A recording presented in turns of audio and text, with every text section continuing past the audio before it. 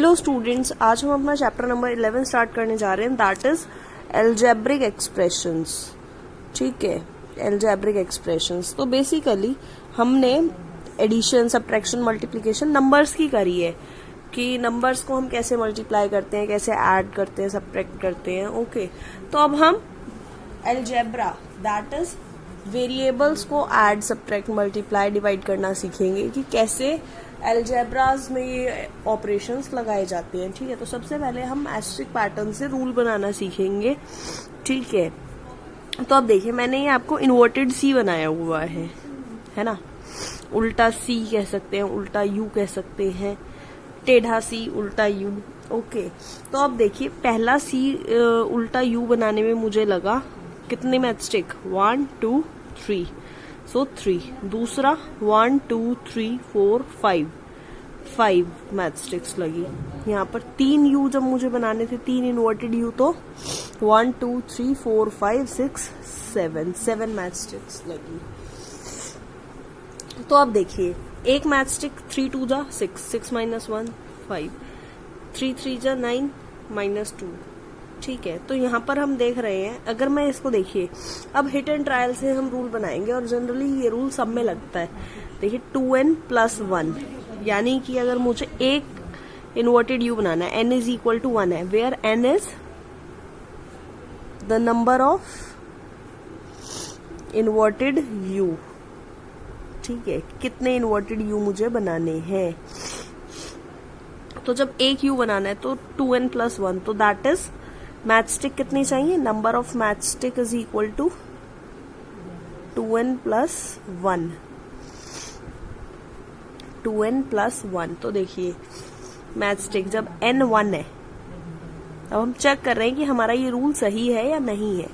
2 1 जा 2 + 1, 2 1 जा 2 + 1 3, n 2 पे, तो मैचस्टिक जब यानी कि 2 यू मुझे बनाने हैं, तो मैचस्टिक्स कितने चाहिए, 2 × 2 + 1, n की जगह 2 डाल देंगे, 2 2 जा 4 + 1 5। देखिए 5 ही आया, सही है। यानी कि n 3 पे मैचस्टिक्स कितनी चाहिए, 2 × 3 + 1, 2 3 जा 6 + 1 7।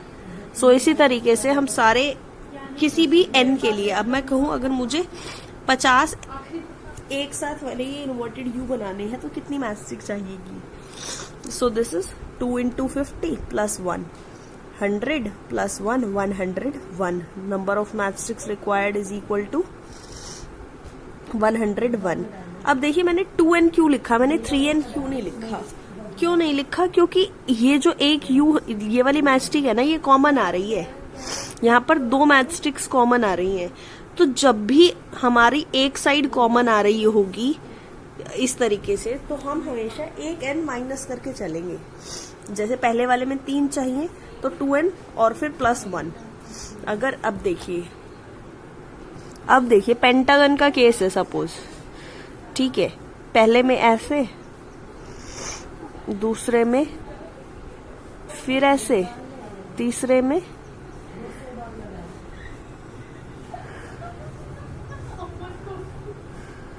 ठीक है, इस तरीके से।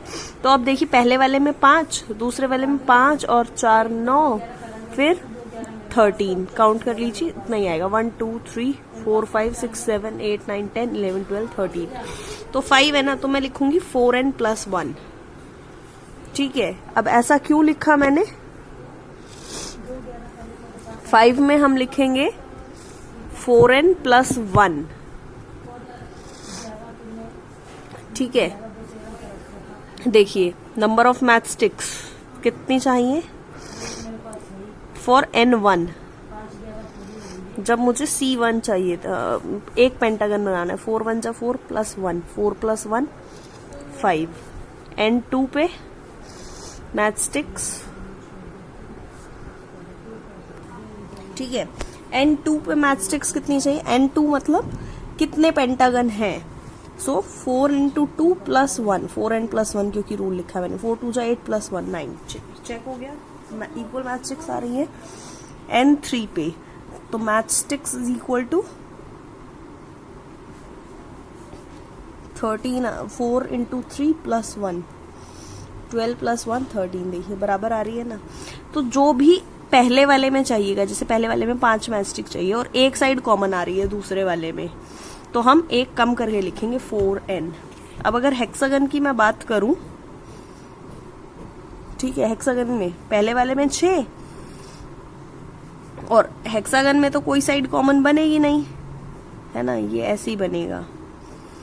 तो यहाँ पर 6 6 12, तो यहाँ पर हम सिंपली लिख देंगे 6n,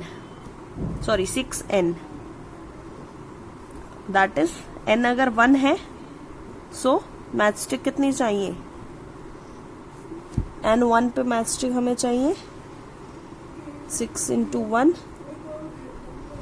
6, n2 पे मैचस्टिक चाहिए 6 × 2 12।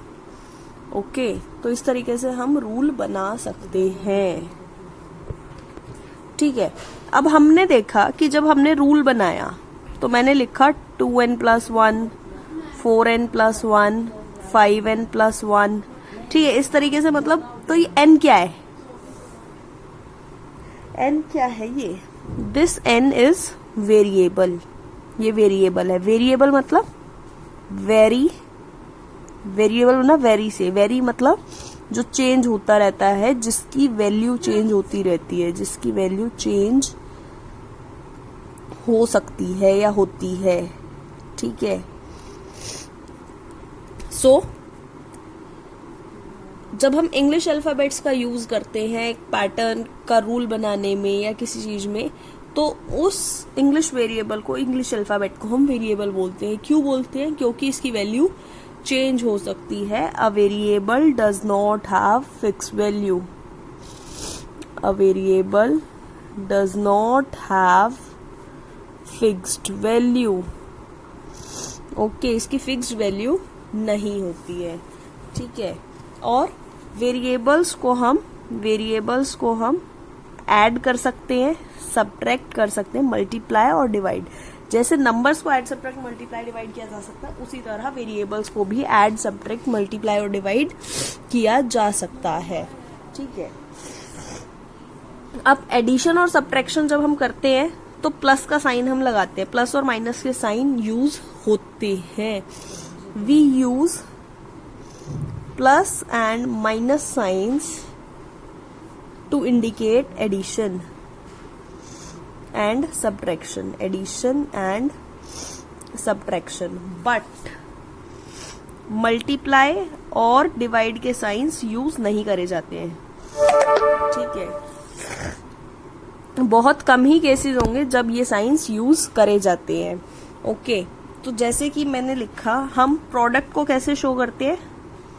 प्रोडक्ट जैसे मुझे करना है x × y, x × y, तो मैं x × y ना लिखकर x.y, डॉट रिप्रेजेंट करता है प्रोडक्ट को, डॉट रिप्रेजेंट्स प्रोडक्ट, ठीक है। और ब्रैकेट ऑल्सो रिप्रेजेंट्स प्रोडक्ट, या फिर मैं लिख दूंगी x और y, और ठीक है, x × y is equal to, या तो ऐसे लिखूंगी या फिर x y, और ये बिना ब्रैकेट के भी सिंपली एक्स वाई। तो जब भी कोई टर्म बिना साइन के लिखे हुए हैं या डॉट का साइन है उनके बीच में, तो दैट मीन्स प्रोडक्ट है उनके बीच का ऑपरेशन, उन नंबर्स को आपस में मल्टीप्लाई किया गया है। और सिमिलरली डिवाइड में हम, अब मुझे x डिवाइडेड बाय y करना है तो मैं x/y लिख देती हूँ फ्रैक्शन की फॉर्म में, ठीक है। तो यहाँ पर भी डिवाइड का साइन यूज कम ही होता है, जब अपॉन में है तो मतलब डिवाइड का फ्रैक्शन है, और कोई साइन नहीं है बीच में तो दैट मीन्स प्रोडक्ट का ऑपरेशन लगाया गया है, मल्टीप्लिकेशन का ऑपरेशन लगाया गया है, ठीक है। अब अलजेब्रा में ना एक अलजेब्रिक एक्सप्रेशन जो है, एक अलजेब्रिक एक्सप्रेशन अलग अलग बातें कह सकता है, हम उसे अलग अलग वर्ड्स के थ्रू एक्सप्रेस कर सकते हैं। Algebraic expression can represent different phrases, ठीक है। अब जैसे कि मैंने लिखा a + 5, तो इसका क्या मतलब हो सकता है? a एडेड टू 5, है ना, a इज एडेड टू 5। और क्या लिख सकती हूं मैं? 5 मोर देन ए से 5 ज्यादा है ना, ए में 5 प्लस करा है, ए से 5 ज्यादा, या फिर क्या लिख सकते हैं, that is a is increased by 5, ए को 5 से इंक्रीज किया गया। Similarly a minus 5, a minus 5 को क्या लिख सकती हूँ, 5 सब्ट्रैक्टेड फ्रॉम a में से 5 माइनस किया गया, 5 सब्ट्रैक्टेड फ्रॉम a, और a is decreased bye 5, a is decreased bye 5। Similarly 5a, 5 is, अब देखिए इनके बीच में कोई साइन नहीं है, कोई ऑपरेशन नहीं, मतलब साइन कोई नहीं है, प्लस माइनस मल्टीप्लाई या डिवाइड का, तो जिसके बीच में कोई साइन नहीं होता उनके बीच में मल्टीप्लाई का ऑपरेशन लगाया जाता है, multiplication. So that is 5 is multiplied by a, और 5 इज मल्टीप्लाइड बाय a, या फिर 5 टाइम्स a। जहां टाइम्स आता है ना, टाइम्स का मतलब भी मल्टीप्लीकेशन होता है, इतने गुना। Okay, a divided by 5, a is divided by 5, या फिर क्या लिख सकते हैं हम, 1/5 ऑफ a का 1/5 है ना। तो इस तरीके से हम डिफरेंट एल्जेब्रिक एक्सप्रेशंस को वर्ड्स में रिप्रेजेंट कर सकते हैं, स्टेटमेंट फॉर्म में लिख सकते हैं। तो 11.1 के लिए यही कुछ बेसिक चीजें थी जो हमें जानने की जरूरत है। अब हम कल 11.1 करेंगे। ओके।